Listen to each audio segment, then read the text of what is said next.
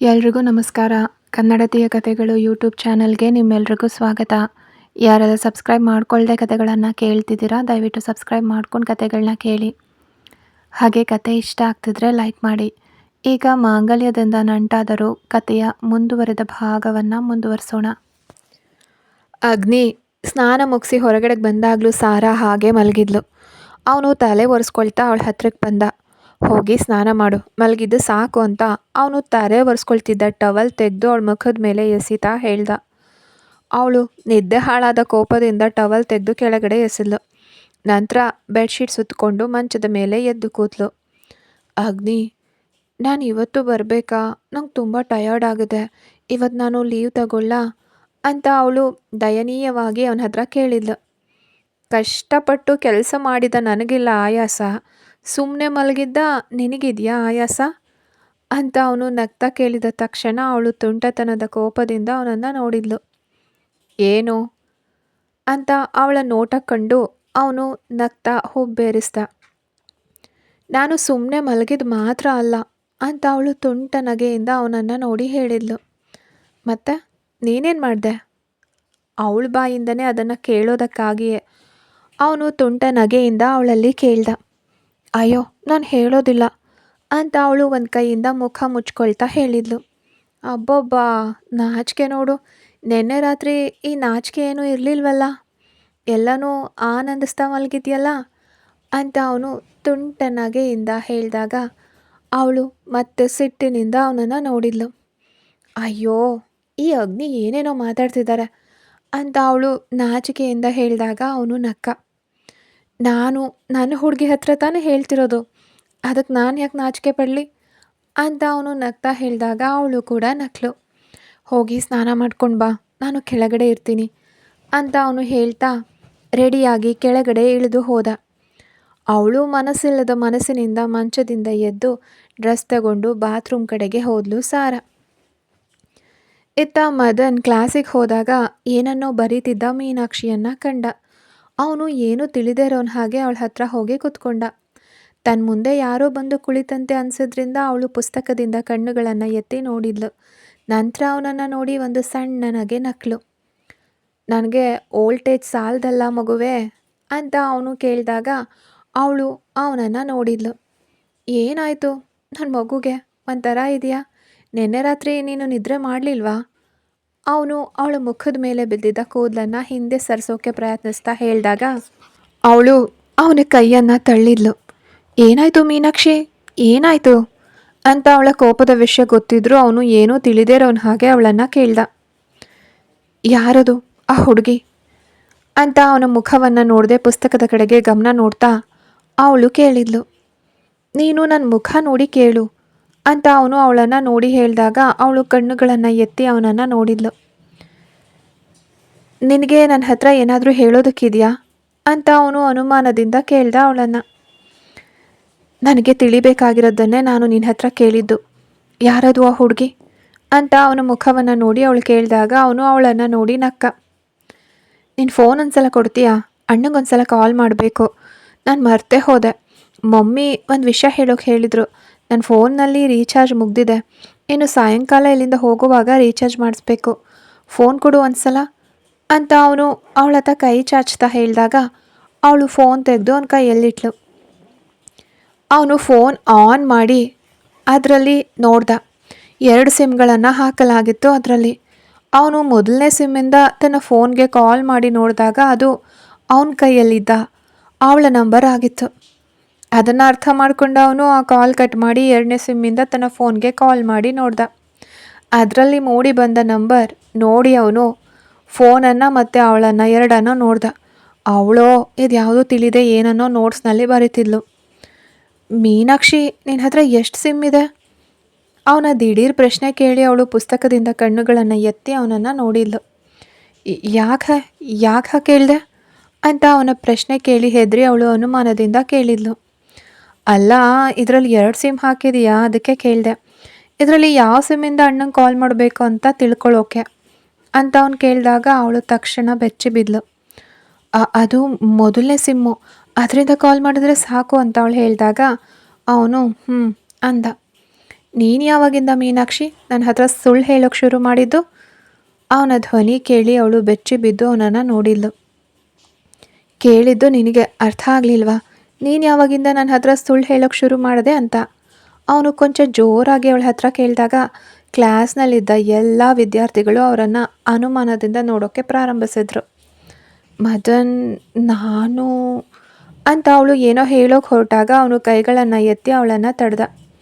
ನಾನು ಎಲ್ಲನೂ ತಿಳ್ಕೊಂಡೆ ನಿನ್ನ ಹತ್ರ ಬಂದು ನಿಂತಿರೋದು.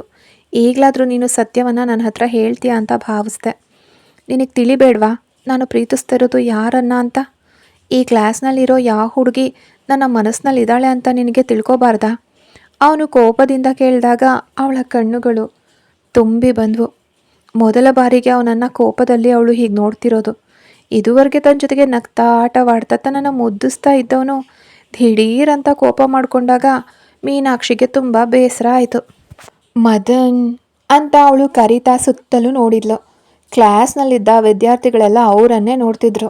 ಅದನ್ನು ಕಂಡ ತಕ್ಷಣ ಅವನು ಅವಳ ಕೈ ಹಿಡ್ಕೊಂಡ. ಅವಳು ಅನುಮಾನದಿಂದ ಅವನ ಕೈಗಳನ್ನು ನೋಡಿದ್ಲು. ಅವನು ಅವಳನ್ನು ಕರ್ಕೊಂಡು ಹೊರಗಡೆಗೆ ಬಂದ. ಮದನ್, ಏನಿದು? ಬಿಡು, ಟೀಚರ್ಸ್ ಯಾರಾದರೂ ನೋಡ್ತಾರೆ, ಬಿಡು ಮದನ್ ಅಂತ ಅವಳು ಅವನ ಕೈಯಿಂದ ಬಿಡಿಸ್ಕೊಳ್ಳೋಕ್ಕೆ ಪ್ರಯತ್ನಿಸ್ತಾ ಹೇಳಿದ್ಲು. ಆದರೆ ಅವನು ಯಾವುದನ್ನು ಕೇಳದೆ ಅವಳನ್ನು ಕರ್ಕೊಂಡು ವರಾಂಡದ ತುದಿಗೆ ಹೋಗಿ ನಿಂತ. ಅವನ ಕೋಪವನ್ನು ಕಂಡು ಅವಳಿಗೆ ಬೇಸರ ಆಗ್ತಿತ್ತು. ಅಲ್ಲಿಗೆ ಹೋಗಿ ಅವನು ಅವಳ ಕೈಯನ್ನು ಬಿಟ್ಟ ತಕ್ಷಣ ಅವಳು ಕೈಗಳನ್ನು ಸವರ್ತಾ ಅವನನ್ನು ನೋಡಿದ್ಲು. ನಿನಗೆ ತಿಳಿಯೋದು ಬೇಡವಾ ನನ್ನ ಹುಡುಗಿ ಯಾರು ಅಂತ? ನನಗೆ ಕ್ರಶ್ ಅನಿಸಿದ, ನಾನು ಪ್ರೀತಿಸಿದ ಹುಡುಗಿ ಯಾರು ಅಂತ ನಿನಗೆ ತಿಳಿಯೋದು ಬೇಡವಾ ಅಂತ ಅವನು ಕೇಳಿದಾಗ ಅವಳು ಅವನ ಮುಖವನ್ನು ನೋಡಿದ್ಲು. ನೀನೇ ಆ ಹುಡುಗಿ, ನಾನು ಪ್ರೀತಿಸಿದ ಹುಡುಗಿ ನೀನೇ. ನಿನ್ನನ್ನೇ ನಾನು ಇಷ್ಟಪಟ್ಟಿದ್ದು, ಪ್ರೀತಿಸಿದ್ದು, ಜೊತೆಯಲ್ಲಿ ಇರಬೇಕು ಅಂತ ಆಸೆ ಪಟ್ಟಿದ್ದು ಅಂತ ಅವನು ಅವಳತ್ತ ಕೈ ಬೆರಳು ತೋರಿಸ್ತಾ ಕೋಪದಿಂದ ಹೇಳಿದಾಗ ಅವಳು ಆಶ್ಚರ್ಯದಿಂದ ಅವನನ್ನು ನೋಡಿದ್ಲು. ಅವನು ತನ್ನನ್ನು ಪ್ರೀತಿಸ್ತಿದ್ದ ಅಂತ ಅವಳಿಗೆ ನಂಬೋಕ್ಕೆ ಸಾಧ್ಯವಾಗ್ತಿರ್ಲಿಲ್ಲ. ಮದನ್ ಅಂದ್ಲು. ಬೇಡ, ನಾನು ನಿನ್ನ ಜೊತೆಗೆ ಎಷ್ಟು ಫ್ರೆಂಡ್ಲಿ ಆಗಿದ್ದೀನಿ. ನಿನ್ನ ಜೊತೆಗೆ ಪ್ರತಿಯೊಂದಕ್ಕೂ ನಾನು ಇರಲಿಲ್ವಾ? ಕ್ಲಾಸ್ನಲ್ಲಿರೋ ಬೇರೆ ಯಾವ ಹುಡುಗಿ ಜೊತೆಗಾದರೂ ನಾನು ಹಾಗಿದ್ನಾ? ಆದರೂ ಒಂದು ಮಾತನ್ನಾದರೂ ನೀನು ನನ್ನ ಹತ್ರ ಹೇಳಿದ್ಯಾ ಅಂತ ಅವನು ಕೋಪದಿಂದ ಕೇಳಿದಾಗ ಅವಳ ಕಣ್ಣುಗಳಿಂದ ಕಣ್ಣೀರು ಹರಿತು. ಅವಳು ಅವನನ್ನು ನೋಡದೆ ತಲೆ ತಗ್ಗಿಸಿ ನಿಂತಳು. ಮೀನು, ಇತ್ತ ಕಡೆ ನೋಡು ಅಂತ ಅವನು ಕೋಪದಿಂದ ಹೇಳ್ದ. ಆದರೆ ಅವಳು ಆವಾಗಲೂ ಕೂಡ ತಲೆ ತಗ್ಗಿಸಿ ಅವನನ್ನು ನೋಡದೆ ನಿಂತಿದ್ಲು. ಮೀನು, ನಿನ್ನ ಹತ್ರನೇ ನಾನು ಮಾತಾಡ್ತಿರೋದು, ನನ್ನ ಮುಖ ನೋಡು ಇಲ್ಲಿ ಅಂತ ಅವನು ಕೋಪದಿಂದ ಹೇಳಿದಾಗ ಅವಳು ಬೆಚ್ಚಿ ಬಿದ್ದು ಅವನ ಮುಖವನ್ನು ನೋಡಿದ್ಲು. ಏನು ನಿನ್ನ ಪ್ರಾಬ್ಲಮ್ಮು? ಇಷ್ಟೆಲ್ಲ ದಿನಗಳಿಂದ ಇದನ್ನು ನನ್ನಿಂದ ಯಾಕೆ ಮುಚ್ಚಿಟ್ಟಿದ್ದೆ? ಇದನ್ನು ನನ್ನ ಹತ್ರ ಯಾಕೆ ಓಪನ್ನಾಗಿ ಹೇಳಲಿಲ್ಲ ಅಂತ ಅವನು ಕೈಗಳನ್ನು ಎದೆ ಮೇಲೆ ಕಟ್ಕೊಂಡು ಡೌಟ್ನಿಂದ ಕೇಳ್ದ. ಅದು ಮದನ್, ನಾನು ಅಂತ ಅವಳು ಹೇಳೋಕೆ ಹೋದಾಗ ಅವನು ಕೈ ಎತ್ತಿ ಅವಳನ್ನು ತಡೆದ. ಮರ್ಯಾದೆಯಿಂದ ಹೇಳು, ತಡವರಿಸಿ ಹೇಳೋದಲ್ಲ. ನಿನ್ನ ತೊದಲುವಿಕೆಯನ್ನು ಕೇಳೋಕೆ ನಾನು ಇಲ್ಲಿ ನಿಂತಿಲ್ಲ ಅಂತ ಕೋಪದಿಂದ ಹೇಳ್ದ ಮದನ್. ಅದು ನನಗೆ ನಿನ್ನ ಹತ್ರ ಹೇಳೋಕೆ ಭಯ ಆಗಿತ್ತು ಅಂತ ಅವಳು ಆತಂಕದಿಂದ ಹೇಳಿದ್ಲು. ಅದ್ಯಾಕೆ ಭಯ? ನಾನು ನಿನ್ನನ್ನು ಮೂಗಿನಲ್ಲಿ ತಳ್ತೀನಾ ಅಥವಾ ನೀನು ಇದನ್ನು ಹೇಳ್ಕೊಂಡು ಬಂದಾಗ ನಾನು ನಿನ್ನ ತಲೆನ ಏನು ಗೋಡೆಗೆ ಜಚ್ತೀನ ಅಂತ ಅವನು ಕೋಪದಿಂದ ಕೇಳ್ದ. ಮದನ್, ಹಾಗೆಲ್ಲ ಏನೂ ಇಲ್ಲ, ನಾನು ಒಂದು ಮಾತು ಹೇಳಲಾ ಅಂತ ಅವಳು ಬೇಸರದಿಂದ ಹೇಳಿದ್ಲು. ಮತ್ತೆ ಏನಾಗಿತ್ತು ನಿನ್ನ ಪ್ರಾಬ್ಲಮ್ ಅಂತ ಅವನು ಕೋಪದಿಂದ ಕೇಳ್ದ. ಮದನ್, ನೀನು ಕೋಪ ಮಾಡ್ಕೋಬೇಡ, ನನಗೆ ಹೇಳೋಕ್ಕೊಂದು ಆಪರ್ಚುನಿಟಿ ಕೊಡು. ನೀನು ಕೋಪ ಮಾಡಿಕೊಂಡ್ರೆ ನಂಗೆ ಭಯ ಆಗುತ್ತೆ ಅಂತ ಅವಳು ದಯನೀಯವಾಗಿ ಹೇಳಿದ್ಲು. ಸರಿ ಹೇಳು, ಏನಾಗಿತ್ತು ನಿನ್ನ ಪ್ರಾಬ್ಲಮ್ ಅಂತ ಅವನು ಕೂಲಾಗಿ ಕೇಳ್ದ. ಅದು ಮದನ್, ನಾವಿಬ್ಬರು ಬೇರೆ ಬೇರೆ ಜಾತಿ, ಮತ್ತು ನಿನ್ನಷ್ಟು ಮನಿ ದುಡ್ಡು ನನ್ನ ಹತ್ರ ಇಲ್ಲ. ನಿನಗೆ ಗೊತ್ತಲ್ವಾ, ನೀನು ನನ್ನ ಮನೆಗೆ ಬಂದಿದೆಯಲ್ವಾ, ಮತ್ತು ನಾನಿನ್ನೂ ಚಿಕ್ಕವಳಲ್ವಾ, ನಿನಗೆ ಒಳ್ಳೆ ಹೈಟ್ ಇದೆಯಲ್ಲ. ಹಾಗಿರೋವಾಗ ನಮ್ಮಿಬ್ಬರ ಮಧ್ಯೆ ಇಷ್ಟೊಂದು ಡಿಫ್ರೆನ್ಸ್ ಇರೋವಾಗ ನಾನು ಹೇಳೋದನ್ನು ನೀನು ಆಕ್ಸೆಪ್ಟ್ ಮಾಡ್ಕೊಳ್ತೀಯೋ ಇಲ್ವೋ ಅಂತ ನಂಗೆ ಭಯ ಆಯಿತು. ನಾನು ನಿನ್ನನ್ನು ಲವ್ ಮಾಡ್ತಿದ್ದೀನಿ ಅಂತ ಹೇಳಿ ನೀನು ಹತ್ತಿರ ಬಂದರೆ ನೀನು ನನ್ನನ್ನು ಸ್ವೀಕರಿಸ್ತೀಯೋ ಇಲ್ವೋ ಅಂತ ನನಗೆ ಭಯ ಆಯಿತು. ಆಗ ನಮ್ಮಿಬ್ಬರ ಮಧ್ಯೆ ಇರೋ ಈ ಫ್ರೆಂಡ್ಶಿಪ್ ಕೂಡ ಕಟ್ಟಾಗಿಬಿಡುತ್ತೋ ಅಂತೆಲ್ಲ ಭಯ ಆಯಿತು. ಅದಕ್ಕೆ ನಾನು ಅಂತ ಅವಳು ಬೇಸರದಿಂದ ಹೇಳಿದ್ಲು. ಅದಕ್ಕೆ ಅದಕ್ಕೆ ನೀನೇ ಅಂದ್ಕೊಂಡ್ಯಾ ಇನ್ನೊಂದು ಸಿಮ್ ತಗೊಂಡು ನಿನ್ನನ್ನು ಲವ್ ಮಾಡ್ತಿದ್ದೀನಿ ಅಂತ ಹೇಳಿ ಚೀಟ್ ಮಾಡಬಹುದು ಅಂತ ಅಲ್ವಾ? ನೀನೇನು ಬಾಡಿಗಾರ್ಡ್ ಮೂವಿ ಹೀರೋಯಿನ್ಗೆ ಕಾಂಪಿಟೇಷನ್ ಕೊಡೋಕ್ಕೆ ಟ್ರೈ ಮಾಡ್ತಿದ್ಯಾ? ನೀನೇನು ಅಂದ್ಕೊಂಡೆ? ನಂಬರ್ ಚೇಂಜ್ ಮಾಡಿ ಹೀಗೆ ಮೆಸೇಜ್ ಕಳಿಸಿ ಏಮಾರಿಸಿದ್ರೆ ಈ ಮದನ್ ಫ್ಲ್ಯಾಟ್ ಆಗ್ತಾನೋ ಅಂತಾನೇನೋ. ಯಾರು ಅಂತ ಏನಾಗಿದ್ದಾಳೆ ಅಂತ ಕೂಡ ಗೊತ್ತಿಲ್ಲದಿರೋ ಒಂದು ಹುಡುಗಿನ ಇಷ್ಟಪಡ್ತಾನೆ ಅಂದ್ಕೊಂಡ್ಯಾ? ಆಕ್ಸೆಪ್ಟ್ ಮಾಡ್ಕೊಳ್ತೀನಿ ಅಂತ ಅಂದ್ಕೊಂಡ್ಯಾ? ಹೇಳು, ಹಾಗೆ ಅಂದ್ಕೊಂಡ್ಯಾ? ನಾನೇನು ನಿನ್ಗೆ ಅಷ್ಟೊಂದು ಲೂಸ್ ಥರ ಕಾಣಿಸ್ತೀನಾ ಅಂತ ಕೋಪದಿಂದ ಕೇಳ್ದ ಮದನ್. ಸಾರಿ ಅಂತ ಅವಳು ಅವನ ಕೈ ಹಿಡ್ಕೊಂಡು ಹೇಳಿದಾಗ ಅವನು ಬಲವಂತವಾಗಿ ಅವಳ ಕೈಗಳನ್ನು ಬಿಡಿಸ್ಕೊಂಡ. ಮದನ್ ಅಂತ ಅವಳು ದಯನೀಯವಾಗಿ ಕರೆದ್ರು ಅದನ್ನು ಕೇಳೋಕೆ ನಿಲ್ಲದೆ ಅವನು ಅಲ್ಲಿಂದ ಹೊರಟು ಹೋದ. ಅವನು ಹೋಗೋದನ್ನೇ ನೋಡಿ ಅವಳು ಬೇಸರದಿಂದ ಅಲ್ಲಿಯೇ ನಿಂತಳು. ಅಲ್ಲಿಂದ ಹೊರಗಡೆ ಹೋದ ಮದನ್ ಖುಷಿಯಿಂದ ಫೋನ್ ತೆಗೆದು ಸಾರಾಗೆ ಕಾಲ್ ಮಾಡಿ ನಡೆದಿರೋ ವಿಷಯನೆಲ್ಲ ಹೇಳ್ದ. ಸದ್ಯಕ್ಕೆ ಸ್ವಲ್ಪ ಆ್ಯಟಿಟ್ಯೂಡ್ ತೋರಿಸಿ ನಿಲ್ಲುವಂತೆ ಅವಳು ಅವನಿಗೆ ಅಡ್ವೈಸ್ ಮಾಡಿದ್ಲು. ಇಷ್ಟೊಂದು ದಿನ ಅವಳು ಅವನನ್ನು ಏಮಾರಿಸಿದ್ದಕ್ಕೆ ಒಂದು ಸಣ್ಣ ಪನಿಷ್ಮೆಂಟ್, ಅದನ್ನೇ ಅವರು ಡಿಸೈಡ್ ಮಾಡಿದರು. ಅವನು ರಿಟರ್ನ್ ಕ್ಲಾಸಿಗೆ ಬಂದಾಗ ಅವಳು ಕ್ಲಾಸ್ನಲ್ಲೇ ಕೂತಿದ್ಲು. ಅವನು ಬರೋದನ್ನು ನೋಡಿದ ತಕ್ಷಣ ಅವಳು ಅವನನ್ನು ನೋಡಿದ್ಲು. ಆದರೆ ಅವನು ಅವಳನ್ನು ನೋಡದೆ ತನ್ನ ಸೀಟಿಗೆ ಹೋಗಿ ಕೂತ್ಕೊಂಡ. ಅದನ್ನು ನೋಡಿದಾಗ ಅವಳಿಗೆ ತುಂಬ ಬೇಸರ ಆಯಿತು. ಸಾಮಾನ್ಯವಾಗಿ ಅವಳ ಹತ್ರಕ್ಕೆ ಬಂದು ಅವಳ ಜೊತೆಗೆ ಮಾತಾಡೋದು ಅಥವಾ ಅವಳ ತಲೆಗೊಂದು ಏಟು ಕೊಡೋದು ಮಾಡದೆ ಅವನು ಸೀಟ್ನಲ್ಲಿ ಹೋಗಿ ಕೂತ್ಕೊಳ್ತಾನೆ ಇರಲಿಲ್ಲ. ಈಗ ನೋಡಿದ್ರೆ ಅವಳನ್ನು ಗಣನೆಗೆ ಕೂಡ ತಗೊಳ್ದೆ ಅಲ್ಲಿ ಹೋಗಿ ಕೂತಿದ್ದ. ಈಗ ಅವಳನ್ನು ಅವನು ನೋಡ್ತಾ ಕೂಡ ಇಲ್ಲ. ಅದನ್ನು ನೆನಪಿಸ್ಕೊಂಡ್ರೆ ಅವಳಿಗೆ ತುಂಬಾ ಬೇಸರ ಆಯಿತು. ಅವಳು ಯಾರನ್ನು ನೋಡದೆ ಬೆಂಚ್ ಮೇಲೆ ತಲೆ ಇಟ್ಟು ಹಾಗೆ ಮಲಗಿಬಿಟ್ಲು. ಅದನ್ನು ನೋಡಿ ಅವನಿಗೆ ಬೇಸರ ಆದರೂ ಸದ್ಯಕ್ಕೆ ಹಾಗೆ ಇರಲಿ ಅಂತ ಅವನು ಸುಮ್ಮನೆ ಅಂದ್ಕೊಂಡ. ಅವಳ ಫ್ರೆಂಡ್ಸ್ ಅವಳ ಹತ್ರ ಏನು ವಿಷಯ ಅಂತ ಕೇಳಿದ್ರು ಅವಳು ಹೆಡ್ಡೇಕ್ ಅಂತ ಹೇಳಿ ಎಸ್ಕೇಪ್ ಆದ್ಲು. ಆದರೆ ಸ್ವಲ್ಪ ಮುಂಚೆ ಮದನ್ ಜೊತೆಗೆ ಜೋರಾಗಿ ಮಾತಾಡಿದ್ರಿಂದಲೂ ಅವನೀಗ ಅವಳನ್ನು ಗಣನೆಗೆ ತೆಗೆದುಕೊಳ್ಳದೆ ಇರೋದ್ರಿಂದಲೂ ಅವ್ರ ಮಧ್ಯೆ ಏನೋ ಗಲಾಟೆ ಆಗಿದೆ ಅಂತ ಅವರಿಗೆ ಅರ್ಥ ಆಯಿತು. ಅದಕ್ಕೋಸ್ಕರ ಹೆಚ್ಚೇನು ಕೇಳದೆ ಅವರು ಕೂಡ ಎಲ್ಲರೂ ಸುಮ್ಮನೆ ಕೂತ್ಕೊಂಡ್ರು. ಸ್ವಲ್ಪ ಸಮಯದ ನಂತರ ಕ್ಲಾಸ್ಗೆ ಟೀಚರ್ಸ್ ಬಂದರು. ಅವರು ಒಂದಷ್ಟು ಸಬ್ಜೆಕ್ಟ್ ನಡೆಸಿಟ್ಟು ಹೋದರು. ಆದರೆ ಅವರಿಬ್ಬರ ಮೈಂಡ್ ಎಲ್ಲೂ ಇರಲಿಲ್ಲ. ಅವಳು ಅಪ್ಸೆಟ್ ಆಗಿದ್ರೆ ಅವನು ಹ್ಯಾಪಿ ಆಗಿದ್ದ. ಅವಳ ಬೆಂಚಿನ ಹಿಂದಿನ ಸೀಟ್ನಲ್ಲೇ ಮದನ್ ಕೂತಿದ್ದ. ಆದ್ದರಿಂದ ಅವನು ಅವಳನ್ನು ನೋಡಬಹುದಾಗಿತ್ತು. ಅವಳು ಕ್ಲಾಸ್ನಲ್ಲಿ ಟೀಚರ್ಸ್ ಪಾಠ ಮಾಡೋವಾಗ ಎಲ್ಲೋ ಬೇರೆಡೆ ನೋಡ್ತಾ ಕುಳಿತಿರೋದನ್ನೆಲ್ಲ ಅವನಿಗೆ ನೋಡೋಕ್ಕೆ ಸಾಧ್ಯವಾಗ್ತಿತ್ತು. ಏನಾದರೂ ಈವ್ನಿಂಗ್ ಕಾಲೇಜ್ ಮುಗಿದು ಮನೆಗೆ ಹೋಗೋ ಮುಂಚೆ ಅವಳನ್ನು ಮೀಟ್ ಮಾಡಿ ಮಾತಾಡಿ ಪ್ರಾಬ್ಲಮ್ ಸಾಲ್ವ್ ಮಾಡ್ಕೋಬೇಕು ಅಂತ ಅವನು ಡಿಸೈಡ್ ಮಾಡಿದ್ದ. ಮಧ್ಯಾಹ್ನ ಎಲ್ಲರೂ ಊಟ ತಿನ್ನೋವಾಗಲೂ ಅವಳು ಬೇಡ ಅಂತ ಹೇಳಿ ಹಾಗೆ ಮಲಗಿದ್ಲು. ಸಾಮಾನ್ಯವಾಗಿ ಮದನ್ ಅವಳ ಹತ್ರಕ್ಕೆ ಹೋಗಿ ಅವಳ ಬಾಕ್ಸಿಂದ ಕೈ ಹಾಕಿ ತಿನ್ನೋದು ರೂಢಿಯಾಗಿತ್ತು. ಅದು ಕಂಟಿನ್ಯೂಯಸ್ ಆಗಿದ್ರಿಂದಲೇ ಅವಳು ಸ್ವಲ್ಪ ಹೆಚ್ಚಾಗಿ ರೈಸನ್ನು ಅವನಿಗೋಸ್ಕರ ತರ್ತಿದ್ಲು. ಆದರೆ ಇವತ್ತು ಅವನು ಅವಳ ಹತ್ರ ಬರಲೇ ಇಲ್ಲ. ಹಾಗಾಗಿ ಅವಳು ಊಟ ತಿನ್ನೋಕ್ಕೆ ಒಪ್ಪಲೇ ಇಲ್ಲ. ಅವಳ ಫ್ರೆಂಡ್ಸ್ ಅವಳನ್ನು ತಿನ್ನೋಕ್ಕೆ ಫೋರ್ಸ್ ಮಾಡಿದ್ರು ಅವಳು ಬೇಡ ಅಂತಲೇ ಹೇಳಿದ್ಲು. ಅವಳು ತಿನ್ನಲಿ ಅಂತ ಯೋಚಿಸಿ ಮದನ್ ಹೊರಗಡೆ ಹೋಗಿ ಫ್ರೆಂಡ್ಸ್ ಜೊತೆಗೆ ಊಟ ಮಾಡ್ಕೊಂಡು ಬಂದ. ಅವನು ಹೊರಗಡೆ ವರಾಂಡದಲ್ಲಿ ನಿಂತು ಫ್ರೆಂಡ್ಸ್ ಜೊತೆಗೆ ಮಾತಾಡ್ತಾ ನಿಂತಿದ್ದಾಗ ಮೀನಾಕ್ಷಿ ಫ್ರೆಂಡ್ಸ್ ಊಟ ಮಾಡಿಕೊಂಡು ಹ್ಯಾಂಡ್ ವಾಶ್ ಮಾಡೋಕ್ಕೆ ಅತ್ತ ಕಡೆ ಹೋದರು. ಅವಳೆಲ್ಲಿ ಅಂತ ಗ್ರೂಪ್ಸ್ನಲ್ಲಿ ಅವಳು ಕಾಣದೇ ಇದ್ದಾಗ ಮದನ್ ಡೌಟ್ನಿಂದ ಅವ್ರ ಹತ್ರ ಕೇಳ್ದ. ಅವಳು ಊಟ ತಿನ್ನಲಿಲ್ಲ ಮದನ್, ಹೆಡೇಕ್ ಅಂತ ಹೇಳಿ ಮಲಗಿದ್ದಾಳೆ ಅಂತ ಆ ಗ್ರೂಪ್ನಲ್ಲಿದ್ದ ಒಂದು ಹುಡುಗಿ ಅವನನ್ನು ನೋಡಿ ಹೇಳಿದ್ಲು. ಅವನು ಕೋಪಗೊಂಡು ಮುನಿಸ್ಕೊಂಡಿರೋ ಬೇಸರದಲ್ಲೇ ಅವಳು ಫುಡ್ ತಿಂದಿಲ್ಲ ಅಂತ ಅವನಿಗೆ ಅರ್ಥ ಆಯಿತು. ಅವನು ಫ್ರೆಂಡ್ ಹತ್ರ ಹೇಳಿ ಕ್ಲಾಸ್ಗೆ ನಡೆದ. ಅವನು ಹೋದಾಗಲೂ ಅವಳು ಹಾಗೆ ಮಲಗಿದ್ಲು. ಏಯ್ ಅಂತ ಅವನು ಅವಳ ಹತ್ರ ಹೋಗಿ ಬೆಂಚ್ ಮೇಲೆ ಕೈ ಇಟ್ಟು ತಟ್ಟಿ ಅವಳನ್ನು ಕರೆದ. ಅವಳು ಬೆಚ್ಚಿ ಬಿದ್ದು ತಲೆ ಎತ್ತಿ ಅವನನ್ನು ನೋಡಿದ್ಲು. ಊಟ ತಗೋ, ತಿನ್ನೋಣ ಅಂತ ಮದನ್ ಕೋಪದಿಂದ ಅವಳನ್ನು ನೋಡಿ ಹೇಳ್ದ.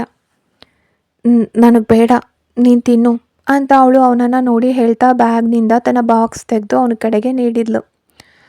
ಸಾಮಾನ್ಯವಾಗಿ ನೀನು ತರೋ ಫುಡ್ಡನ್ನು ನಾನಾ ತಿನ್ನೋದು ಇಲ್ಲ ನೀನಾ ಅಂತ ಅವನು ಕೋಪದಿಂದ ಅವಳ ಹತ್ರ ಕೇಳ್ದ. ಅದು ನಿನಗೆ ಗೊತ್ತಿಲ್ವಾ ಅಂತ ಅವಳು ರಿಟರ್ನ್ ಅವನನ್ನೇ ಕೇಳಿದ್ಲು. ನಾನು ನಿನ್ನ ಹತ್ರ ಕೇಳಿದ್ದು, ನೀನು ಆನ್ಸರ್ ಹೇಳಿದ್ರೆ ಸಾಕು. ಸಾಮಾನ್ಯವಾಗಿ ಈ ಫುಡ್ಡನ್ನು ಹೇಗೆ ತಿನ್ನೋದು?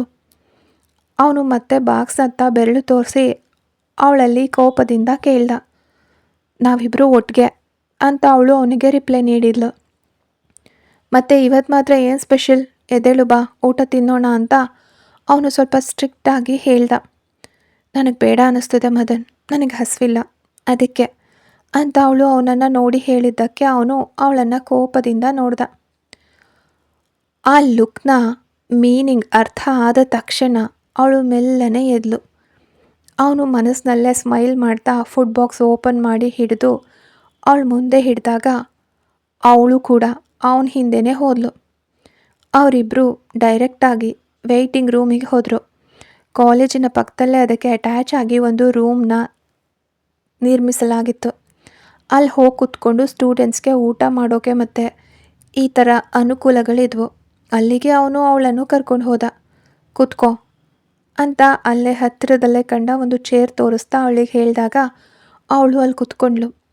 ಅತ್ತ ಕಡೆ ಇದ್ದ ಇನ್ನೊಂದು ಚೇರ್ ತೆಗೆದು ಅವಳ ಚೇರ್ ಪಕ್ಕದಲ್ಲೇ ಹಾಕ್ಕೊಂಡು ಅವನು ಕೂಡ ಅವಳ ಪಕ್ಕದಲ್ಲೇ ಕೂತ್ಕೊಂಡ. ಕೈಯಲ್ಲಿದ್ದ ಬಾಕ್ಸನ್ನು ಅವನು ಬೆಂಚ್ ಮೇಲಿಟ್ಟು ಓಪನ್ ಮಾಡ್ದ. ತಿನ್ನು ಅಂತ ರೈಸ್ ಕಡೆಗೆ ಬೆರಳು ತೋರಿಸಿ ಅವನು ಹೇಳಿದಾಗ ಅವಳು ದಯನೀಯವಾಗಿ ಅವನನ್ನೇ ನೋಡಿದ್ಲು. ನೀನು ತಿನ್ನಲ್ವಾ ಅಂತ ಅವಳು ರಿಟರ್ನ್ ಅವನನ್ನು ಕೇಳಿದ್ಲು. ನಿನ್ನ ಹತ್ರ ಹೇಳಿದ್ದನ್ನು ನೀನು ಕೇಳಿದ್ರೆ ಸಾಕು, ತಿನ್ನು ಅಂತ ಅವನು ಕೋಪದಿಂದ ಅವಳನ್ನು ನೋಡಿ ಹೇಳಿದಾಗ ಅವಳು ತಲೆ ಆಡಿಸ್ತಾ ಊಟ ತಿನ್ನೋಕ್ಕೆ ಸ್ಟಾರ್ಟ್ ಮಾಡಿದ್ಲು. ಮದನ್ ಅಂತ ತಿನ್ನೋದ್ರ ಮಧ್ಯೆ ಅವಳು ಅವನನ್ನು ನೋಡಿ ಕರೆದ್ಲು. ಅವನು ಏನು ಅನ್ನೋ ಅರ್ಥದಲ್ಲಿ ಅವಳನ್ನೇ ನೋಡ್ದ. ಸಾರಿ ಅಂತ ಅವಳು ಅವನನ್ನು ನೋಡಿ ಹೇಳಿದಾಗ ಅವನು ಒಂದು ಸಲ ಅಂದ. ಸಾರಿ ಮದನ್, ನೀನು ಹೀಗೆ ನನ್ನ ಮೇಲೆ ಕೋಪ ಮಾಡಿಕೊಂಡು ಮುನಿಸ್ಕೋಬೇಡ. ನೀನು ಮುನಿಸ್ಕೊಂಡಿರೋದು ನನಗೆ ತಡ್ಕೊಳ್ಳೋಕ್ಕಾಗ್ತಿಲ್ಲ ಅದಕ್ಕೆ ಅಂತ ಅವಳು ಅವನನ್ನು ನೋಡಿ ಹೇಳಿದ್ರು. ಅವನು ರಿಟರ್ನ್ ಯಾವುದೇ ರಿಪ್ಲೈ ನೀಡಲಿಲ್ಲ. ಮದನ್ ಅಂತ ಅವನ ಕಡೆಯಿಂದ ಯಾವುದೇ ರಿಪ್ಲೈ ಬರೆದಿದ್ದಾಗ ಮತ್ತೆ ಕರೆದ್ಲು ಅವಳು. ತಿನ್ನು ಅಂತ ಅವನು ಅದಕ್ಕೆ ರಿಪ್ಲೈ ನೀಡದೆ ಮತ್ತೆ ಅವಳಿಗೆ ಹೇಳ್ದ. ನೀನು ತಿನ್ನಲ್ವಾ, ನಿಂಗೆ ಹಸಿವಿಲ್ವಾ ಅಂತ ಅವಳು ಡೌಟಿಂದ ಅವನನ್ನು ಕೇಳಿದ್ಲು. ನಾನು ವಿಜಯ್ ಜೊತೆ ಹೋಗಿ ತಿಂದೆ ಅಂತ ಅವನು ಉತ್ತರ ಹೇಳಿದಾಗ ಅವಳು ಹ್ಞೂ ಅಂದ್ಲು. ತನ್ನ ಮೇಲಿರೋ ಮುನಿಸಿನಿಂದಲೇ ಅವನು ಹೊರಗಡೆ ಹೋಗಿ ಊಟ ಮಾಡ್ಕೊಂಡು ಬಂದಿದ್ದಾನೆ ಅಂತ ಅವಳಿಗೆ ಅರ್ಥ ಆಯಿತು. ಅವಳು ಏನೂ ಮಾತಾಡದೆ ಬಾಕ್ಸ್ನಲ್ಲಿದ್ದ ರೈಸ್ ಎಲ್ಲನೂ ತಿನ್ಲು. ಮಧ್ಯದಲ್ಲಿ ಸಾಕು ಅಂತ ಹೇಳಿ ಅವನನ್ನು ನೋಡಿದಾಗ ಅವನು ಕಣ್ಣರಳಿಸಿ ತೋರಿಸಿದ್ದಕ್ಕೆ ಅವಳು ಕಂಪ್ಲೀಟಾಗಿ ಅದನ್ನು ತಿನ್ಲು. ಫುಡ್ಡೆಲ್ಲ ತಿಂದಿದ ತಕ್ಷಣ ಅವಳು ಮತ್ತೆ ಅವನನ್ನೇ ನೋಡಿದ್ಲು. ಅವನು ಮಾತಾಡದೆ ಇರೋದಕ್ಕೆ ಅವಳಿಗೆ ತುಂಬ ಬೇಸರ ಅನ್ನಿಸ್ತು. ಅವಳು ಅವನನ್ನು ನೋಡಿದಾಗ ಅವಳ ಕಣ್ಣುಗಳು ತುಂಬಿ ಬಂದವು. ಆದರೆ ಅವನು ಮೊಬೈಲ್ನಲ್ಲೇ ನೋಡ್ಕೊಂಡು ಕೂತಿದ್ದ. ಅದನ್ನು ನೋಡಿದ ಅವಳು ಮೆಲ್ಲನೆ ಬಾಕ್ಸ್ ಹಿಡಿದು ಎದ್ದೇಳೋಕೆ ಟ್ರೈ ಮಾಡಿದಾಗ ಅವನು ಅವಳ ಕೈ ಹಿಡಿದು ಅಲ್ಲೇ ಕೂರಿಸ್ದ. ಅವಳು ಏನು ಅನ್ನೋ ಅರ್ಥದಲ್ಲಿ ಅವನನ್ನು ಡೌಟ್ನಿಂದ ನೋಡಿದಾಗ ಅವನು ಅವಳ ಮುಖವನ್ನು ಕೈಗೆ ತಗೊಂಡು ಅವಳ ಹಣೆಗೆ ಮುತ್ತಿಟ್ಟ ಮದನ್. ಅವಳು ಕಣ್ಣುಗಳಲ್ಲಿ ನೀರು ತುಂಬಿಕೊಂಡು ಅವನನ್ನು ನೋಡಿದ್ಲು. ಅವನು ಕಿಸ್ ಮಾಡ್ತಾನೆ ಅಂತ ಅವಳು ಅಂದ್ಕೊಂಡೇ ಇರಲಿಲ್ಲ. ಮತ್ತೇನು ಅಂತ ಗಂಭೀರತೆ ಬಿಡದೆ ಅವನು ಅವಳನ್ನು ನೋಡಿ ಕೇಳ್ದ. ಯಾಕೆ ನನ್ನನ್ನು ಅಳಿಸ್ತೀಯ ಅಂತ ಅವಳು ಕಣ್ಣೀರು ಒರೆಸ್ಕೊಳ್ತಾ ಅವನ ಹತ್ರನೇ ಮತ್ತೆ ಕೇಳಿದ್ಲು. ನೀನು ಯಾಕೆ ಮತ್ತೆ ನನ್ನನ್ನು ಏಮರಿಸ್ದೆ? ಪ್ರೀತಿ ಇದ್ದರೆ ಈ ಥರನ ಹೇಳೋದು? ಹೀಗೆ ಅಡಗಿ ಕೂತ್ಕೊಂಡು ಯಾರಿಂದರಾದರೂ ಪ್ರೀತಿ ವಿಷಯ ಹೇಳ್ತಾರಾ? ಅವನು ಅದಕ್ಕೆ ಆನ್ಸರ್ ಮಾಡದೆ ಅವಳನ್ನೇ ಮತ್ತೆ ಪ್ರಶ್ನೆ ಮಾಡ್ದ. ಭಯವಾಗಿತ್ತು ಅದಕ್ಕೆ ಅಂತ ಅವಳು ಕಣ್ಣುಗಳಲ್ಲಿ ನೀರು ತುಂಬ್ಕೊಂಡು ಹೇಳಿದ್ಲು. ಈಗಲೇ ಹಿಂಗೆ ಭಯ ಪಡೋಕ್ಕೆ ಸ್ಟಾರ್ಟ್ ಮಾಡಿದ್ರೆ ಇನ್ನು ನಮ್ಮ ವಿಷಯ ನಿನ್ನ ಮನೇಲಿ ಗೊತ್ತಾಗಿ ಅವ್ರು ಒಪ್ಕೊಳ್ದೇ ಇದ್ದರೆ ನೀನು ನನ್ನನ್ನು ಬಿಟ್ಟು ಹೊರಟು ಹೋಗ್ತೀಯಲ್ವಾ? ಆಗ ನೀನು ನನಗೆ ಚೀಟ್ ಮಾಡ್ತೀಯಾ ಹುಡುಗಿ ಅಂತ ಅವನು ನಗ್ತಾ ಕೇಳಿದಾಗ ಅವಳು ಕಣ್ಣೀರು ತುಂಬಿದ ಕಣ್ಣುಗಳಿಂದ ಅವನನ್ನು ನೋಡಿದ್ಲು.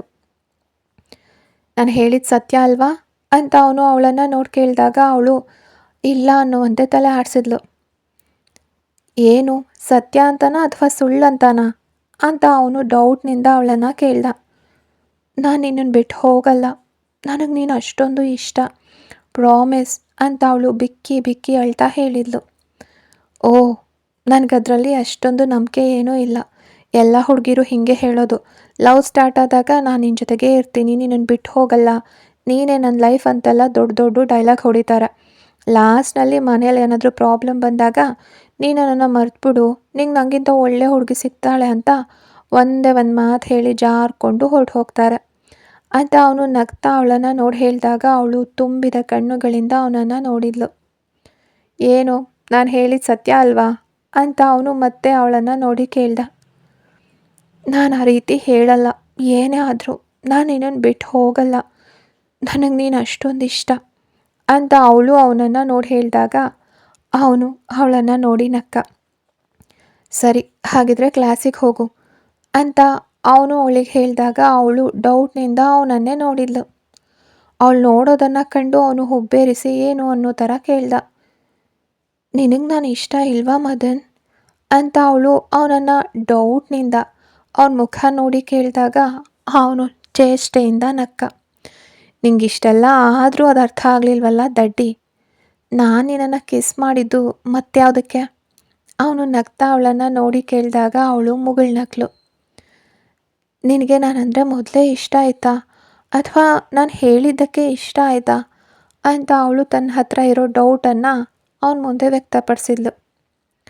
ನಿನಗೇನೆಲ್ಲ ತಿಳಿಬೇಕು ಅಂತ ಅವನು ಸೊಂಟದ ಮೇಲೆ ಕೈ ಇಟ್ಕೊಂಡು ನಿಂತ್ಕೊಂಡು ಅವಳನ್ನು ನೋಡಿ ಕೇಳಿದಾಗ ಅವಳು ಮತ್ತಷ್ಟು ನಕ್ಳು. ನೀನು ಹೇಳು ಮದನ್, ನಿನಗೀಗ ನನ್ನ ಮೇಲೆ ಇಷ್ಟ ಅನಿಸುತ್ತಾ ಅಥವಾ ಮೊದಲೇ ನನ್ನ ಮೇಲೆ ಇಷ್ಟ ಇತ್ತಾ? ಅವಳು ಮತ್ತೆ ಅವನ ಮುಖವನ್ನು ನೋಡಿ ಕೇಳಿದ್ಲು. ಇಷ್ಟ ಇತ್ತ ಅಂತ ಕೇಳಿದ್ರೆ ಇತ್ತು, ಇಲ್ವಾ ಅಂತ ಕೇಳಿದ್ರೆ ಇರಲಿಲ್ಲ. ಒಂದು ಸಣ್ಣ ಅಟ್ರ್ಯಾಕ್ಷನ್ ಅಂತೂ ಇತ್ತು, ಮಾತ್ರಕ್ಕೆ ಅದು ಲವ್ವೇನೂ ಆಗಿರಲಿಲ್ಲ ಅಂತ ಅವನು ಅವಳನ್ನೇ ನೋಡ್ತಾ ಹೇಳ್ದ. ಹಾಗಿದ್ರೆ ನಿನಗೆ ನಾನು ಇಷ್ಟ ಇಲ್ವಾ? ಅವಳು ಮತ್ತೆ ಅವನ ಮುಖ ನೋಡಿ ಕೇಳಿದ್ಲು. ನಾನು ಇಷ್ಟಪಡಬೇಕಾ ಬೇಡವಾ? ಅವನು ಮರಳಿ ಚೇಷ್ಟೆಯ ನಗೆಯೊಂದಿಗೆ ಅವಳನ್ನು ಕೇಳಿದಾಗ ಅವಳು ಮುಖ ತಗ್ಗಿಸಿದ್ಲು. ಹೇಳು, ನಾನು ನಿನ್ನನ್ನು ಇಷ್ಟಪಡಬಾರ್ದಾ? ಅವನು ಅವಳ ಗಲ್ಲವನ್ನು ಹಿಡಿದು ಎತ್ತುತ್ತಾ ಕೇಳ್ದ. ನಿನಗೆ ಹಾಗೆ ಇಷ್ಟ ಏನೂ ಇಲ್ದಿದ್ರೆ ಮತ್ತೆ ಅಂತ ಅವಳು ಮುಂದೆ ಏನೂ ಹೇಳ್ದೆ ನಿಲ್ಲಿಸಿದ್ಲು. ಮತ್ತೆ ಅವನು ಡೌಟ್ನಿಂದ ಹುಬ್ಬೇರಿಸಿ ಕೇಳ್ದ. ಇಷ್ಟ ಅನ್ನೋದು ಬಲವಂತವಾಗಿ ಪಡ್ಕೊಳ್ಳೋಕೆ ಸಾಧ್ಯ ಇಲ್ವಲ್ಲ? ಅವಳು ಬೇಸರದಿಂದ ಹೇಳಿದ್ಲು. ಓ, ಮತ್ತೆ ಸಾಹಿತ್ಯ ಎಲ್ಲ ಬರ್ತಿದೆಯಲ್ಲ? ಅವನು ಅವಳನ್ನು ಗೇಲಿ ಮಾಡ್ತಾ ಹೇಳಿದಾಗ ಅವಳು ಮುಖ ಸೊಟ್ಟಗೆ ಮಾಡಿದ್ಲು. ನಾನು ಸಾಹಿತ್ಯ ಏನೂ ಹೇಳಿದ್ದಲ್ಲ, ಸೀರಿಯಸ್ ಆಗೇ ಹೇಳಿದ್ದು. ಒಬ್ಬರಿಗೆ ಇನ್ನೊಬ್ಬರ ಮೇಲೆ ಇಷ್ಟ ಇರ್ದಿದ್ರೆ ಮತ್ತು ನನ್ನನ್ನು ಇಷ್ಟಪಡಬೇಕು ಅಂತ ಹೇಳಿ ಹಿಂದೆ ಬಿದ್ದರೆ ಅದನ್ನು ಬಲವಂತವಾಗಿ ಪಡೆಯೋಕ್ಕೆ ಸಾಧ್ಯವಿಲ್ವಲ್ಲ? ಅದು ಸ್ವತಃ ಬರಬೇಕಾಗಿರೋದಲ್ವಾ? ನಿನಗೆ ನನ್ನ ಮೇಲೆ ಅಟ್ರಾಕ್ಷನ್ ಮಾತ್ರವೇ ಇದ್ದರೆ ಮತ್ತ್ಯಾಕೆ ಸುಮ್ಮನೆ? ನಾನೀಗ ಇದನ್ನು ಹೇಳಿದಾಗ ನಿನಗೆ ನನ್ನ ಮೇಲೆ ಇಷ್ಟ ಇತ್ತು ಅಂದೆ ಅಲ್ವಾ? ಅದಲ್ಲದೆ ಮೊದಲೇ ಹಾಗೆ ಏನೂ ಇರಲಿಲ್ಲ ಅಂದೆ ಅಲ್ವಾ ನೀನು ಹೇಳಿದ್ದು ಅಂತ ಅವಳು ದೂರಿನಂತೆ ಅವನ ಮುಖನ ನೋಡಿ ಕೇಳಿದ್ಲು. ಅದನ್ನು ಕಂಡು ಒಂದು ಕ್ಷಣ ಅವನಿಗೆ ಅವಳ ಮೇಲೆ ಮುದ್ದನಿಸ್ತು. ತನ್ನ ಜೊತೆಗೆ ಪುಟ್ಟ ಮಕ್ಕಳು ದೂರ ಹೇಳುವಂತೆ ಒಂದೊಂದೊಂದು ಹೇಳ್ತಿರೋ ಅವಳನ್ನು ಅವನು ಕಣ್ಣು ಮುಚ್ಚದೆ ನೋಡ್ದ. ನೀನು ಯಾಕೆ ಏನು ಹೇಳ್ತಿಲ್ಲ ಅಂತ ತನ್ನನ್ನೇ ನೋಡ್ತಿರೋ ಅವನನ್ನು ನೋಡಿ ಅವಳು ಕೂಡ ಡೌಟ್ನಿಂದ ಕೇಳಿದ್ಲು.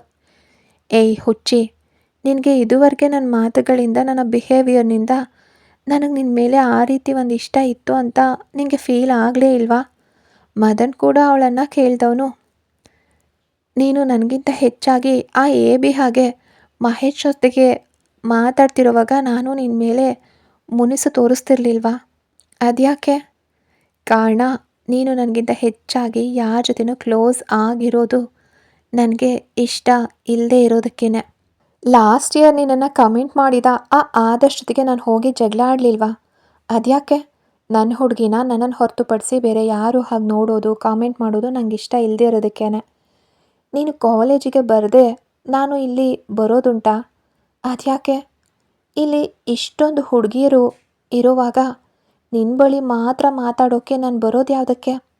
ನಾನು ಫ್ರೆಂಡ್ಸ್ಗಿಂತ ಹೆಚ್ಚಾಗಿ ಇಲ್ಲಿ ಬಂದರೆ ಟೈಮ್ ಸ್ಪೆಂಡ್ ಮಾಡೋದು ನಾನು ನಿನ್ನ ಜೊತೆಗಲ್ವಾ? ಇಷ್ಟೊಂದು ಹುಡುಗಿಯರು ಇಲ್ಲಿರುವಾಗ ಯಾರ ಬಳಿ ಆದರೂ ಅಸೈನ್ಮೆಂಟ್ ಪ್ರಾಜೆಕ್ಟ್ ಮಾಡಿಕೊಡು ಅಂತ ಹೇಳಿದ್ರೆ ಅವರು ಪರ್ಫೆಕ್ಟಾಗಿ ಮಾಡಿಕೊಡ್ತಾರೆ. ಆದರೂ ಅವ್ರ ಬಳಿ ಏನು ಹೇಳಿದೆ ನಾನು ನಿನ್ನ ಹತ್ರ ಅಲ್ವಾ ಎಲ್ಲನೂ ಮಾಡಿಕೊಡೋಕೆ ಹೇಳೋದು?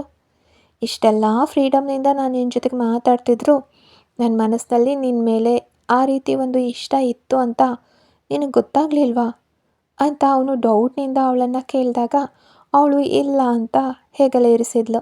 ಆಹಾ, ಹಾಗಿದ್ರೆ ಈಗ ತಿಳ್ಕೊ, ನನಗೆ ನೀನಿಷ್ಟ, ತುಂಬ ತುಂಬ ಇಷ್ಟ ಅಂತ ಅವನು ನಗ್ತಾ ಹೇಳಿದಾಗ ಅವಳು ಮುಗುಳ್ನಕ್ಳು. ಮತ್ತ್ಯಾಕೆ ನೀನು ಇದುವರೆಗೆ ನನ್ನ ಹತ್ರ ಇದನ್ನು ಹೇಳಲಿಲ್ಲ ಅಂತ ಮೀನಾಕ್ಷಿ ಕೂಡ ಡೌಟ್ನಿಂದ ಅವನ ಮುಖ ನೋಡಿ ಕೇಳಿದ್ಲು. ಏನೋ ಹೇಳಬೇಕನ್ನಿಸ್ಲಿಲ್ಲ, ನಾನು ಸೀರಿಯಸ್ಸಾಗಿ ಅಂದ್ಕೊಂಡಿದ್ದು ಈ ಲವ್ವೆಲ್ಲ ಕಾಲೇಜ್ ಮುಗಿದ ಮೇಲೆಯೂ ನೀನು ಸಿಂಗಲ್ ಆಗಿದ್ದರೆ ಹೇಳೋಣ ಅಂತ. ಕಾರಣ, ನನಗೆ ಈ ಕಾಲೇಜ್ ಲವ್ನಲ್ಲಿ ಅಷ್ಟಾಗಿ ನಂಬಿಕೆ ಇಲ್ಲ. ಸತ್ಯ ಹೇಳಬೇಕು ಅಂದರೆ ನಮ್ಮ ಕಾಲೇಜ್ನಲ್ಲಿ ಈಗಿರೋ ಒಂದು 70% ಲವ್ ಕೂಡ ಟೈಮ್ ಪಾಸ್ ಅಷ್ಟೆ. ಅದರಲ್ಲಿ ಕೆಲವೊಮ್ಮೆ ಒಬ್ಬರಿಗೆ ಇನ್ನೊಬ್ಬರ ಮೇಲೆ ಸೀರಿಯಸ್ ಆಗಿ ಇಷ್ಟ ಇರುತ್ತೆ, ಆದರೆ ಆಗಲೂ ಇನ್ನೊಬ್ಬರು ತಮಾಷೆಯಾಗಿ ಮಾತ್ರ ಅದನ್ನು ತೆಗೆದುಕೊಂಡಿರ್ತಾರೆ.